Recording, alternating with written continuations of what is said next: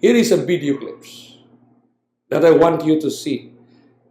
This is a documentary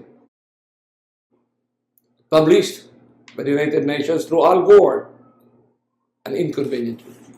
Wrote this, that it's difficult to get a man to understand something if his salary depends upon his not understanding it.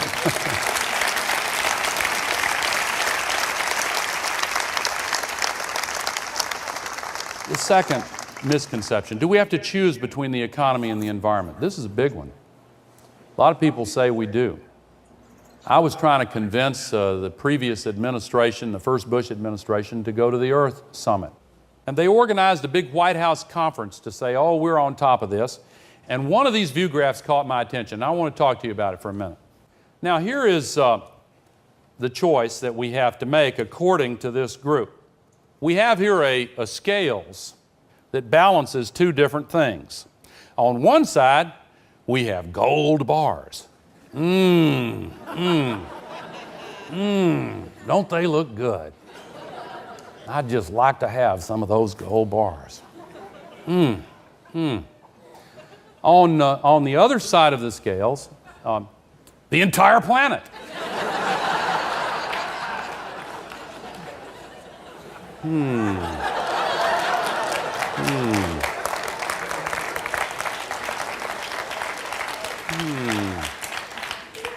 I think this is a false choice for two reasons. Number one, if we don't have a planet,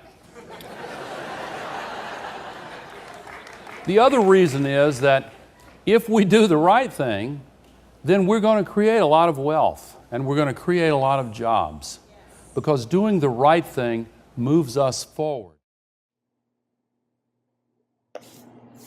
So here, dito natin makikita na sila na mismo ang nagsasabi. The world, the science, systematic study kung ano ang naging resulta. Either to choose the economic rise or the global warming. Another video clips na maintindihan pa natin, kapatid. Let me give you an example of the wrong way to balance the economy and the environment. One part of this issue involves automobiles. Japan has mileage standards up here. Europe plans to pass Japan. Our allies in Australia and Canada are leaving us behind. Here's where we are.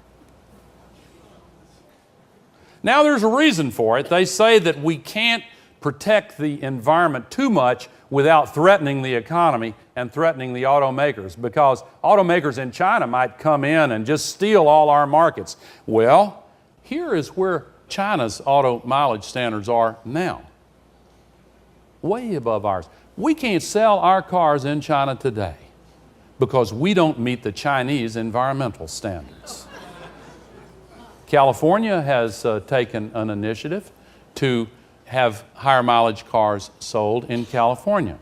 Now, the auto companies have sued California to prevent this law from taking effect because, as they point out, 11 years from now, this would mean that California would have to have cars for sale that are as efficient 11 years from now as China's are today. Clearly, too onerous a provision to comply with. And is this helping our companies succeed? Well, actually, if you look at who's doing well in the world, it's the companies that are building more efficient cars. And our companies are in deep trouble. Final misconception. If we accept that this problem is real, maybe it's just too big to do anything about. And you know, there are a lot of people who go straight from denial to despair without pausing on the intermediate step of actually doing something about the problem. And that's what I'd like to finish with, the fact that we already know everything we need to know to effectively address this problem. We've got to do a lot of things, not just one. If we use more efficient electricity appliances, we can save this much off of the global warming pollution that would otherwise be put into the atmosphere. If we use other end-use efficiency this much, if we have higher mileage cars this much, and all these begin to add up, other transport efficiency, renewable technology, carbon capture and sequestration, a big solution that you're going to be hearing a lot more about. They all add up, and pretty soon we are below our 1970 emissions. We have everything we need, save perhaps political will. But you know what? In America, political will is a renewable resource.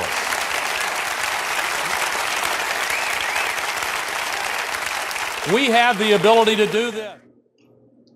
So here we are, my beloved friends, that for nations shall rise the competitions of economy, for control, the industrial revolution, as they call it, comes the consequence of famines and pestilences. Maalala nyo yung mga data sa Africa, sa iba't ibang bansa, kapatid, bakit may famine? Sa Australia, vast field of fertile lands now becomes acidic and no plants can survive. Dito lang sa Mindanao, sa Jensen, Cotabato, 50 years ago, napaka-productive ng lupa nila. Nandun yung Dogat del Monte, nagkompetensya sila, padamihan ng sabi, padamihan ng pineapple. Siyempre, normal sa kanila, magagamit sila ng chemicals to protect their product, to protect their produce. So using chemicals, not mindful with the effects of the soil, and it produce acidity on the land. Result, now, thousands of hectares. Hindi nga maka-break even kung taniman mo lang ng kung anong magamit ka rin ng fertilizers mo. It's famines. In Australia, thousands of hectares in Melbourne. Dinala ang mga Pilipino one time, Filipino farmers, just to show to them the effect of chemicals, that we need to go back to organic farming. Famines, hunger and malnutrition kill nearly 6 million children a year. This was in 1980s pa ito na data. The global food crisis. Dito sa atin, ang mga sa competition ng real estate, nawala na ng taniman, ang mga palayan ng isang bayan. Dahil sa competition ng gold, mga mina, winasak ang mga bundok and destroying the ecosystem. Kaya, yung ibang mga bayan ay sinalanta ng mga landslide, sinalanta ng mga ano-anong mga sakuna. Sa Africa, in the competitions to get gold and diamonds, they bulldoze the mountains and destroy the ecosystem. Famines. Ang pestilences. Ang pestilences, mga kabatid. Nabago natin yung pestilences, ito, alam mo, ang kumuha ng picture na ito ay naka-receive ng Photojournalism Award. As time passed, more than a month, ang nangyari dito, nag-commit siya ng suicide. According to the news, dahil sa picture na yan, he cannot move forward. Kasi na-bothered siya na sa picture na nagpanalo sa kanya, hindi man lang niya nabuhat ang bata na yan para dalhin sa just a few hundred meters from that site is the United Nations food supply. Nandiyan ang vulture na naghihintay. What a tragic picture of life in this planet Earth. Pestilences. Because of the competitions of economy. Pestilences, kapatid. Ano yung pestilences sa original Greek word? Plague or disease. Iba't ibang disease ang lumalabas ngayon sa mundo na hindi na magamot ng antibiotic. Kahit ang pinakapangyarihang antibiotic cannot even kill the virus, the bacteria, the fungus that is now going around the world. Bakit nagkaganito ang mundo, kapatid? Isipin mo, sa mga chemicals na hindi mamamatay, nag-mutant sila. Resistant na ang mga bacteria. Nag-mutant into another species. Nakakatakot itong ganito, kaibigan. So dito natin maintindihan na yung competitions, dahil lang sa competition, to control yung selfish, greed, covetousness. Walang pakialam, kapatid. Saan tayo makahanap sa ating generation? Ngayon lang natin, matapos ng ginamit ng ating mga anak, matapos ng pinaglaruan, then the World Health Organization would announce that this kind of plastics is a carcinogenic coming from China. You have to shun and do not use this plastic. Isipin mo, mga pagkain na may mga kung ano-ano ang nakalagay ay cancer-causing. Grabe. Sa atin nga dito, yung competition sa food industry. Mahal ang sugar, so hindi ka makaproduce. Para i-compete mo ang mga multinationals. Ang masaklap ngayon ang mga multinationals. Nag-involve na ng mga maliliit na mga pangnegosyo. Trying to control. Grabe na ang mundo, kapatid, for covetousness. Sipin mo yung walang magawa. Mag-produce ka ng juice, kalamansi juice. Hindi ka makakompete doon sa sisto. Si mura lang. So ang gagawin mo, haluan mo ng magic sugar. Kasi isang kutsara, isang batya na ang mapatamis mo.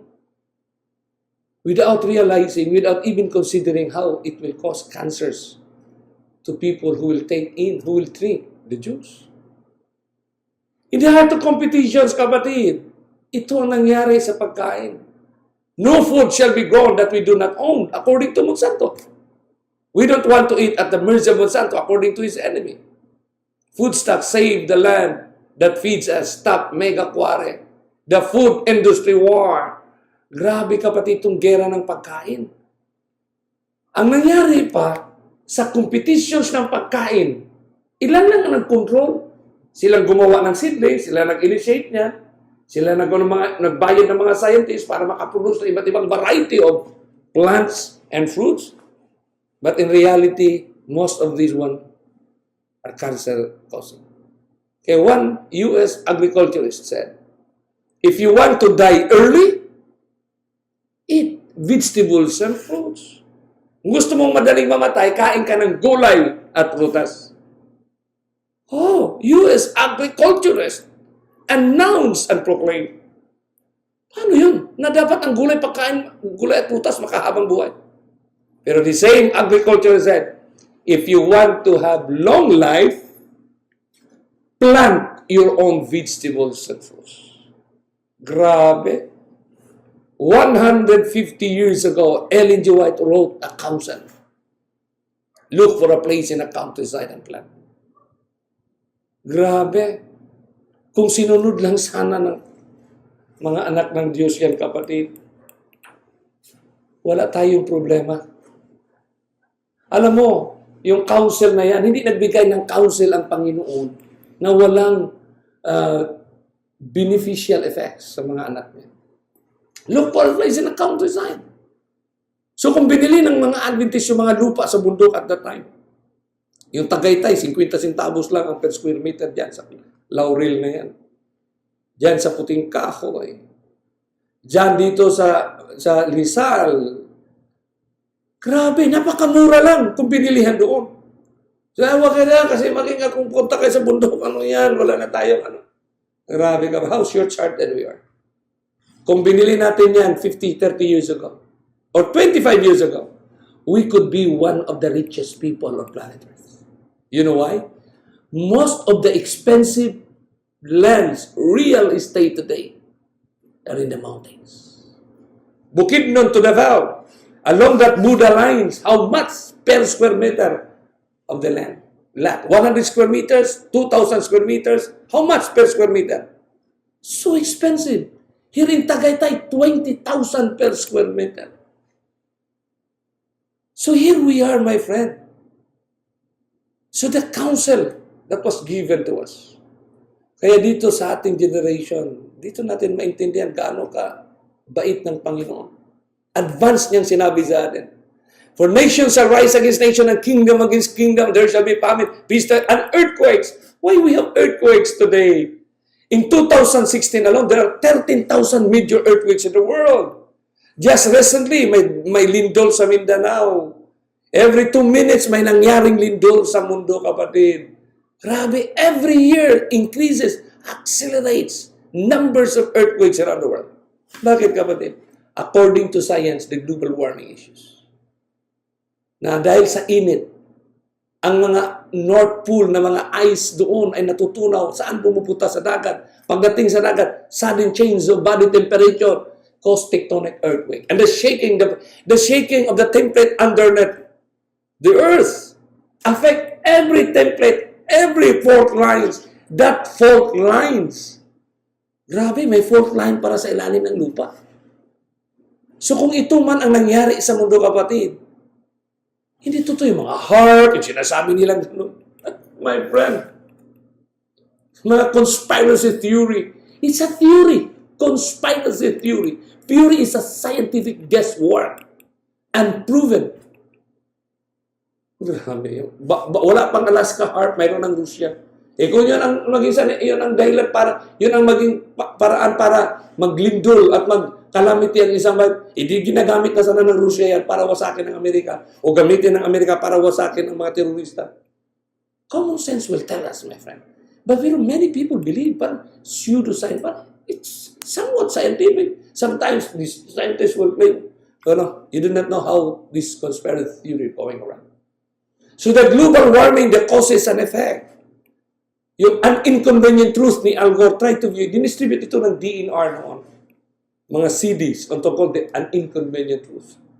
Ang Amerika, talagang resistant sila dyan.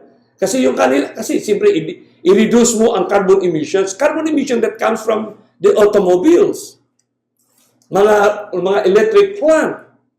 Sa mundo, kapatid, ang electricity natin ay produce lang either by diesel,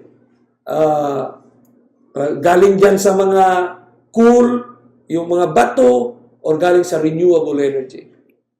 So, mga carbon-emitting substances na na-cause ng destruction ng ozone layer, hindi pwedeng ng Amerika kasi naka-reserve ang kanilang oil reserve dyan sa Alaska. So, the global warming is simply about the pollutants, the massive jump in pollutants, and the big problem. Our society is pouring carbon dioxide in the atmosphere faster than plants and ocean can absorb, according to the Green Squad. So walang nagawa. Ang tao mismo, kapatid, nag-self-destruct ang tao because akala natin it give us a convenience to have these things in us. Kaya si Al Gore, kinumpare niya gold bars or planet Earth.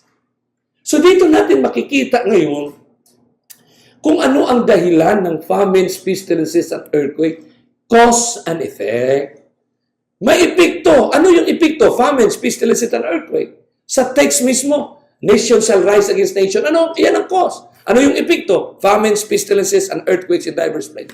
The grammar itself, the journalistic construction, give us an idea. Kaya dito sa ating generation, the open market policy in globalization time, which provide the open trade competitions, na wala nang pakialam sila sa competitions na yan, na in spite of it, na it caused famines, pestilences, and earthquakes. So the open trade market policy is simply 2,000 years ago, Christ had prophesied. For nation shall rise, for nation shall compete with other nations, and kingdom against kingdom. And the result, there will be famines, pestilences, in earthquakes in diverse places. This is the movement of Christ coming. He is coming, my friend. It's not about soon. It's about moving Christ. The moving Christ is going on. Kaya dito natin maintindihan, kapatid. It's the Bible science that will help the science of the world. Because 2,000 years ago, Christ had already spoken. And it is written. Time magazine. Ngayon, hindi naman natin pwede ipagkailan na yan ang katotohanan. The New Roman Time magazine. Pagbasahin mo yan, hindi mo naintindihan na yung akdang panahon na babalik. Buenos días, hermanos, hermanas, hermanos. Friends. To all our friends around the world. And to all Christians. Good day to all our friends around the world.